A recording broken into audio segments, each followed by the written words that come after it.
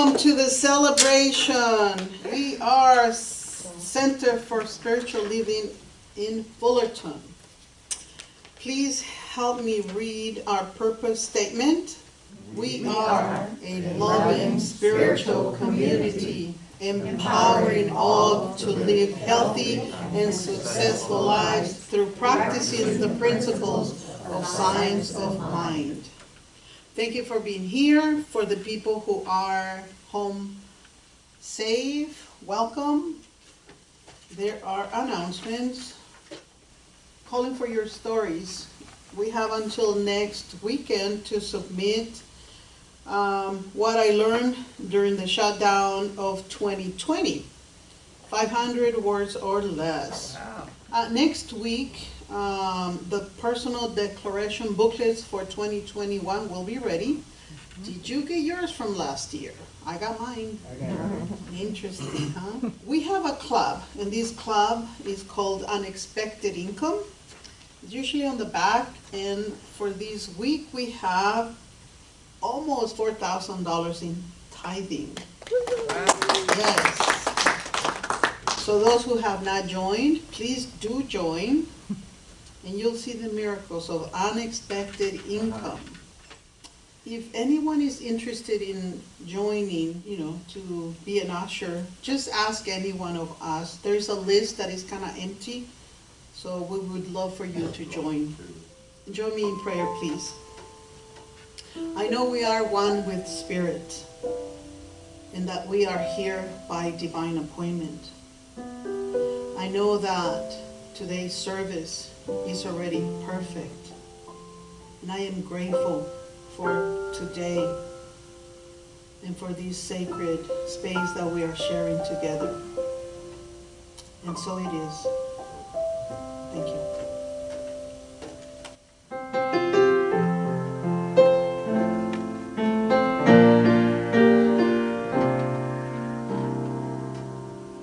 I need to be still, let God love me.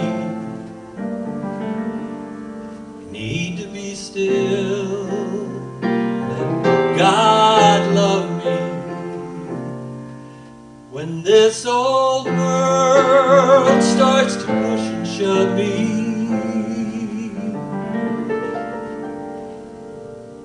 I need to be still,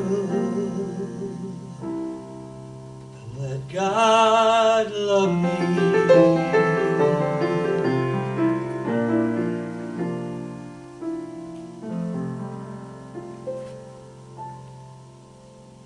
This month's theme is the spiritual fall harvest. And today's message is the homecoming. Homecoming is coming home.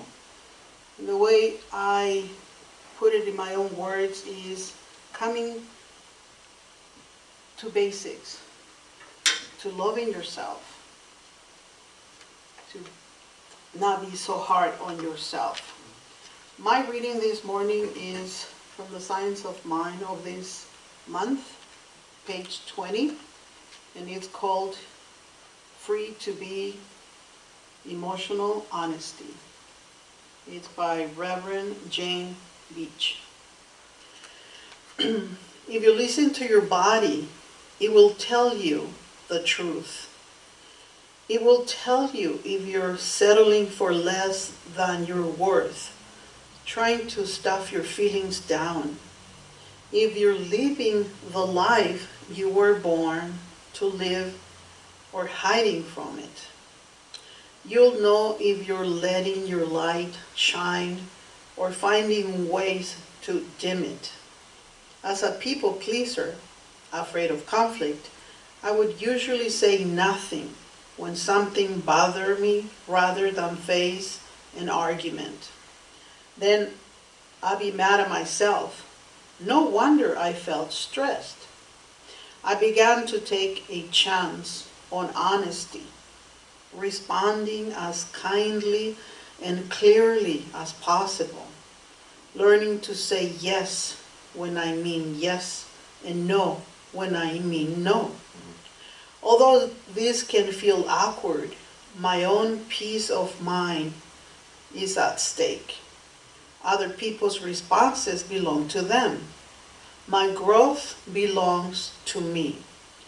Honesty in my relationships includes being honest with myself. When I was angry or hurt, I just wanted to feel better. So I distracted myself with eating or watching TV, which doesn't work. When I became aware of what I was doing, I understood that it was due to a lack of self-respect. I gently started to make room for the growth of my own self-worth. I listened to my inner wisdom, inviting myself to feel my feelings, including self-judgment, blame, and guilt. And I acknowledge that I was under them. Soon I realized that I was scared of the life that was calling to me. Did I deserve it? What if I failed? Tenderly, I was held in love by the one who adores me until my fears were replaced with acceptance and love. I began making better choices, letting go of old beliefs and behaviors that no longer served me. When the former me wanted to retreat, the new me stayed the course. Today, when I feel frazzled, I close my eyes and listen for the wisdom of the voice of truth within me. You are more than enough, just as you are. You know what to do. Move forward with grace. I remember who I am. Renewed, I begin again. Join me in prayer.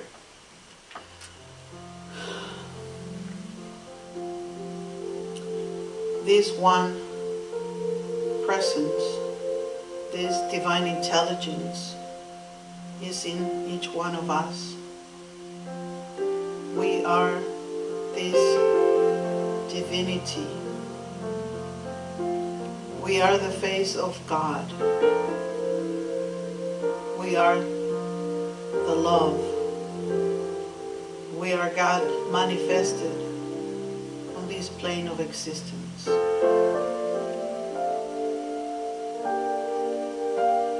We are whole, we are perfect, we are complete, and we are ready today to take the lead of our life. And so it is. Amen.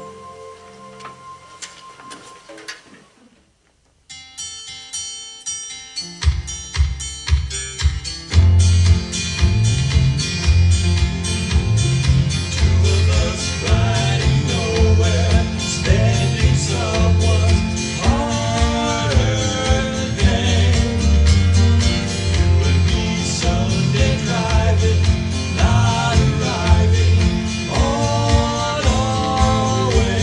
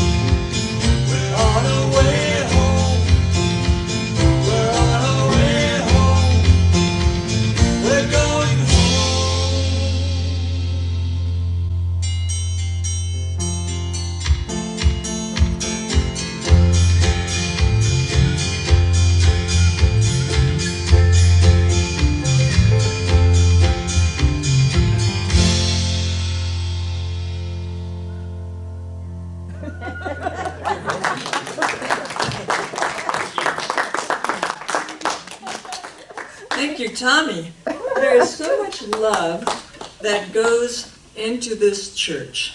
My name is Reverend Carol Bliss, and I'm so happy to be here in front of you and to finally have a live audience. Did you know that you are miracles? Can you imagine how many people were praying for you the day you were born? Aunts, uncles, brothers, cousins. Think about it. And they are still praying for you, even if they are on a different plane. It's so touching to know that. And I prayed for a baby this week, and I told my friend in Australia, and she prayed for that baby too. We are all connected, and the baby turned out just fine, like little babies do. So I called my talk Homecoming because I went home to Kansas City. I have heard Thomas Wolfe say that you can't go home again because your mind has expanded, because your eyes have changed, because you will never feel the same about the things that you saw, even if they're still the same. You will see beyond that. And in Kansas City, the leaves were turning bright orange, bright yellow, bright green, and I thought I had never seen so many beautiful leaves. And during the 4 days that I spent there, I only spent $10 on gas. $10. Gas cost $1.90 a gallon. And the roads were wide open. I had forgotten about that. And on the day that it turned 81, I lay in my guest house and watched clouds crossing over the sky and saw the turning trees. While I was there, it went from 36 degrees to 81 in the daytime. In the daytime. And I said to the owner of the bed and breakfast, what has caused this change in the weather? And she said, if you don't like the weather, just stick around and tomorrow it will change. And I had forgotten all about the weather. The reason that I came to California in the first place was because I worked midnights in the rain. And it rained 3 or 4 times a week. So I said, I am going to California. And the weather is so beautiful here. But there's so much that I did not see before. And when you think about going home again, wherever that may be, and you think about the memories, and you think about the people, and what you missed before. The people in Kansas City were so nice. Oh my God, they were so innocent. And I missed that before. They were differently innocent than California people, in my opinion. So, we are taking a hero's journey through life. We struggle. We have sorrow. We have so much happiness. We laugh. We have friends. We have family. And all of this is somehow designed by that great creative force known as God. God knew you in your mother's womb. Think about that. And God knew everything that you would ever do, because God sees the past, and God sees the present, and God sees the future. It's kind of like a GPS. When a roadblock is on your way, the GPS knows that. So it's so amazing to me. The mind always expands. The mind always takes in more than it ever has before. We are seeing the invisible in the past. While I was there in my beautiful B&B, I read the Wall Street Journal, because people in Kansas City always read either the Kansas City Star or the Wall Street Journal. And so I saw this big, big picture of the Pope. And he had just given his blessings on gay relationships, and they posted a full-color picture of him in the Wall Street Journal. And I said to myself, what are the odds that I would go home and the Pope would give his blessing on any kind of family? You know, for years and years, even though I'm not Catholic, so many people believed that alternative families were not blessed by God. And now, since the Pope says that they are, it lifts a great weight off alternative families. And I am so grateful to see the last stranglehold of traditional religion warming up to alternative families, foster care families, gay families, older families, grandparents who raise children. These are all so important. So while I was watching from my bed, the leaves turning out at the window, and I thought to myself, why is it that leaves turn? And so I looked up on Google, leaves turning for kids, because I knew that that was the best way for me to learn about them. And so I learned that the chlorophyll that the leaves soak up, when it gets cold outside, it turns to carotenoids. And that is the principle, and carotenoids make carrots red and orange and all different colors. So the tree stores up carotenoids and the leaves fall.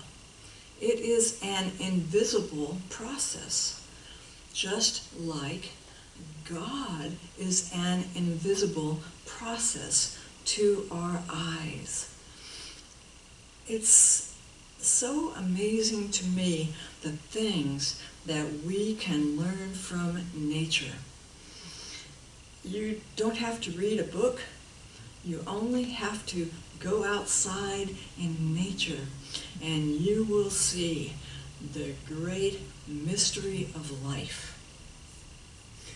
So, I visited my grandparents' grave sites, and I had never been before, because I probably wasn't interested, you know? I wasn't interested in history. But now, oh my God, I was so interested in history. I photographed everything historical. You could not get the iPhone out of my hands, because my mind has expanded. So I have only been home twice in 39 years. Twice. And I called my cousin, who I just reconnected with 2 years ago, and I asked him if we could visit our grandparents' gravesite. And he is sequestering inside. He's older than I am, and he and his wife, oh, and she sings at the Christian Science Church. Oh. Yeah. And my mother,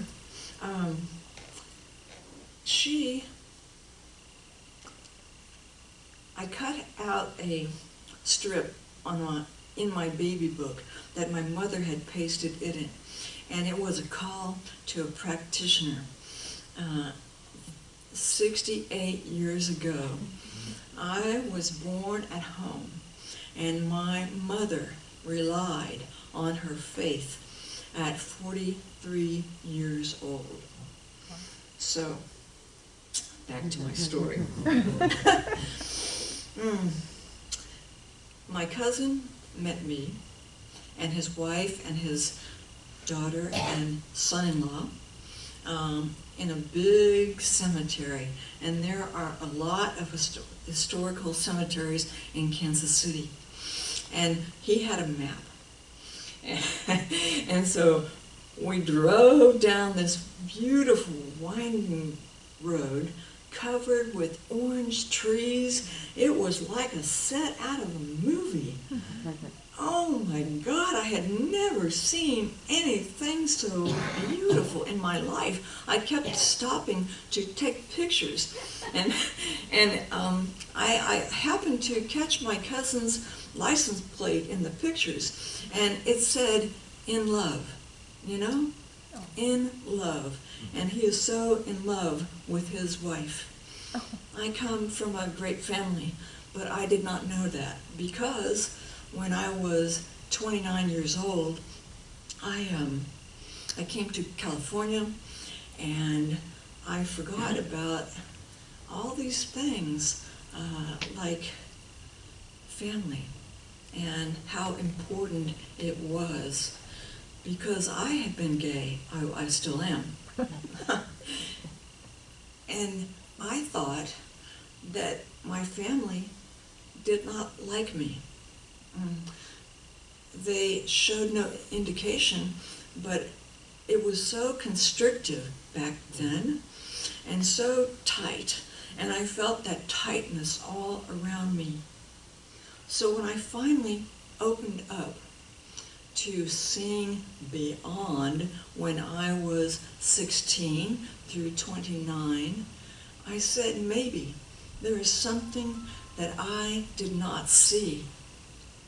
Maybe this family will accept me now, you know? So I called my cousin, and we went to the gravesite, and when we were looking for the grave sites, my cousin got it wrong. And he said, "I know how to read a map." And I said, "Great, I don't." And so the 4 of us, or 5 of us, were out walking around the grave sites looking for grandmother Bliss and grandfather Bliss. And so my cousin was way over there, and I was way over here, and suddenly I fell in a hole like this, and I fell way down to my neck in a hole covered up with leaves. And I said, "Oh my God, I have better use my tuck and roll techniques, because I have taken yoga for 37 years. And so if I got up gracefully and walked on, and I can't get this right, my cousin's wife and his daughter, I'm not used to family. So they said, "Are you all right?" And I said, "Of course I am," but not telling them that I'm numb on one side. So anyway, then we finally found the grave sites. My cousin called out, "Hey, I found grandmother and grandfather Bliss's gravesite. And he came over, and what do you know? He fell in a hole too. And I was so torn between documenting everything that went on, and he fell all the way down on his back, and he held the phone up like this, and I couldn't think of what to do. Document the fall or help him up. So he weighs more than me, and fortunately his son-in-law was along, and he helped pull him up, and everybody went, "Oh my God, are you hurt?" And he said, "No, no." And then he went on to photograph the five of us with the grave sites. And it was right before Halloween. So they had little tiny red flags marking the leaves that were covering the grave holes. So, didn't I tell you that people in Kansas City are so innocent? Perhaps in California, it would have been a lawsuit, you know? But I was so accepted by that family, and I could feel the missing love that they had held for me for 39 years. And I was so grateful, you know, to miss out on love for 39 years, especially from those innocent people. So I ended up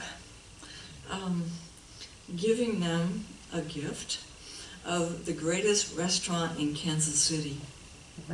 And they were taking it out when I was flying, so I gave them my credit card, and they were so grateful. They sent me pictures of the food, and they said, "Thank you, thank you, thank you. It's the first time that we have eaten out since March."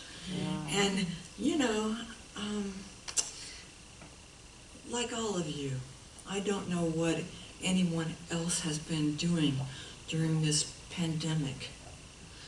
I don't know what anyone else has been learning, but soon enough we are going to find out by your stories. I have been learning humility, and I have been reflecting on the past and on what I did not see before. St. Paul said, "When I was a child, I spake as a child. I understood as a child.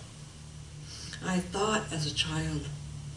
But when I became a woman, I put away childish things. For now, we see through a glass darkly, but then face to face. Now I know in part, but then shall I know, even as I am known.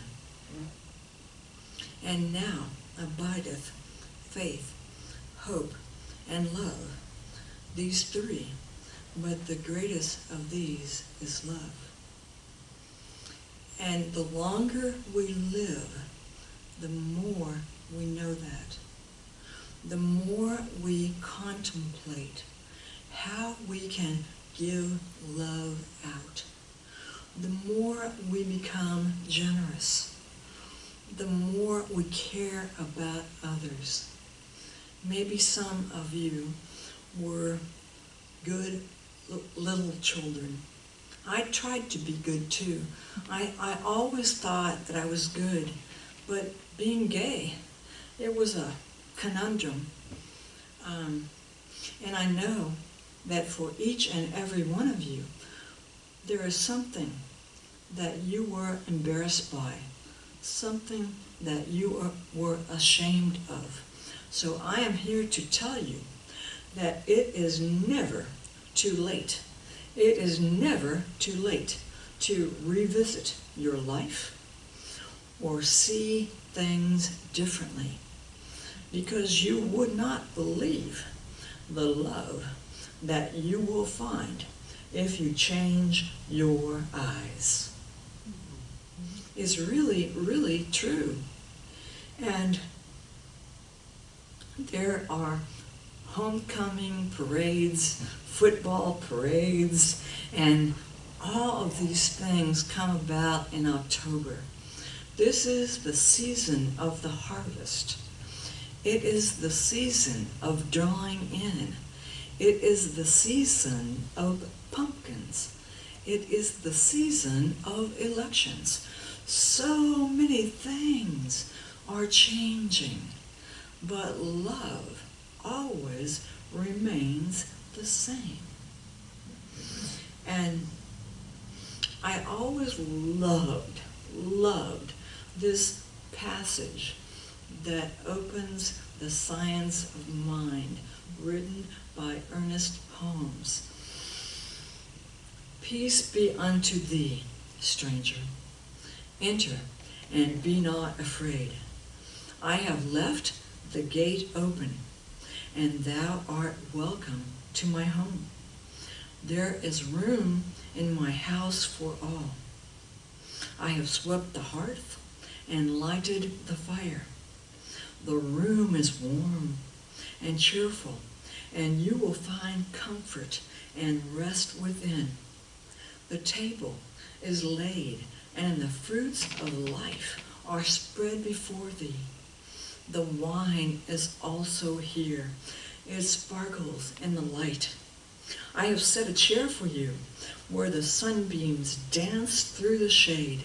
Sit and rest and refresh your soul. Eat of the fruit and drink the wine. All is yours, and you are welcome. Namaste.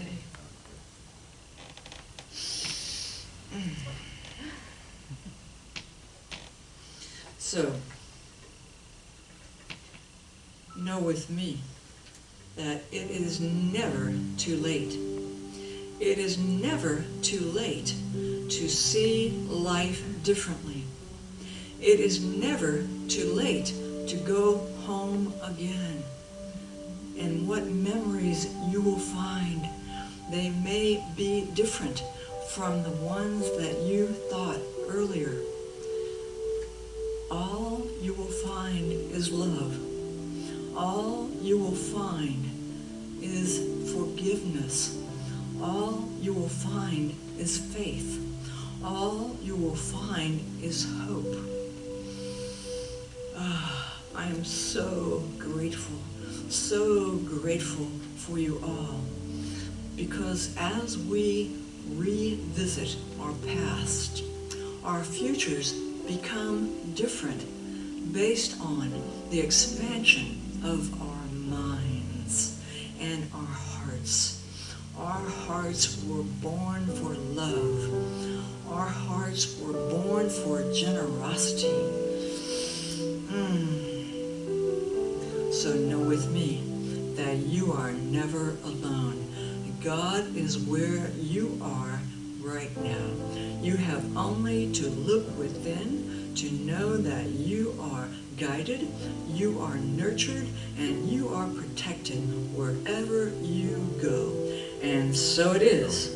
Namaste. Amen.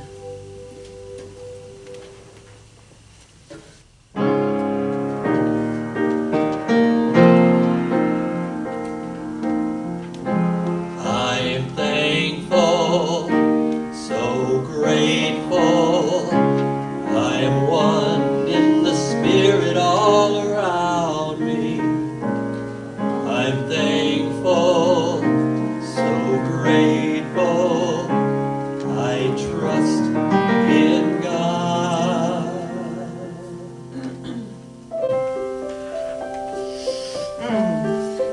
So I live in an a universe of abundance.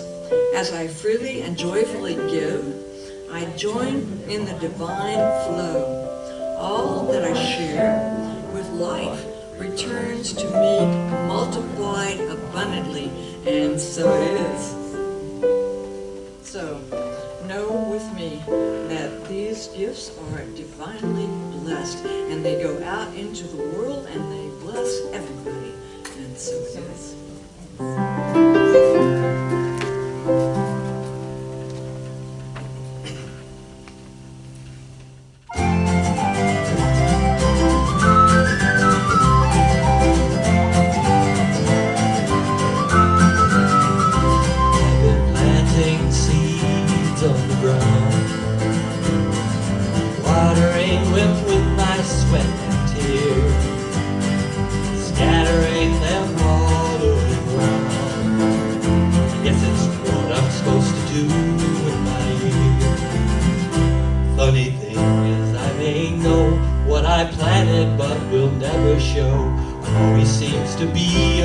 Mystery.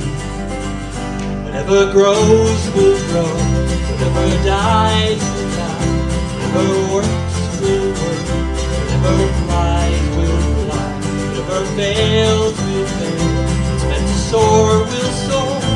I am planting seeds, nothing more. Sometimes I still like to tell what the harvest will be, but I always find out in the end it was always really up to me. Funny thing is when I just do my work and simply trust, always seems that life is looking out for me. Whatever grows will grow, whatever dies will die, whatever works will work, whatever flies will fly, whatever fails will fail, and soar will soar. I am planting seeds and nothing more. I am only one of billions of seeds. When all is said and done, I just do what's mine to do. Let it be.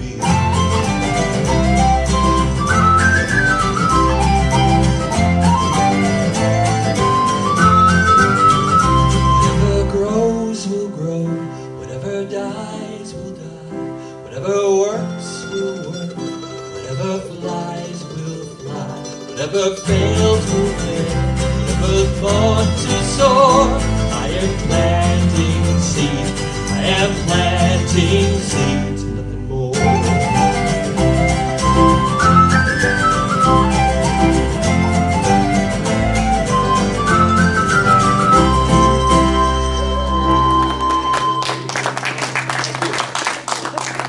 Thank you so much, Tommy. If you all will all stand and rise with me and say our beautiful benediction. Something wonderful is happening to me. It is in my mind. It is in my body. And it is all through my affairs. Just the way that it is. Just the way that it is. And just the way that it is not. Just the way that it is not. Thank you, life. Thank you, life. And so it is.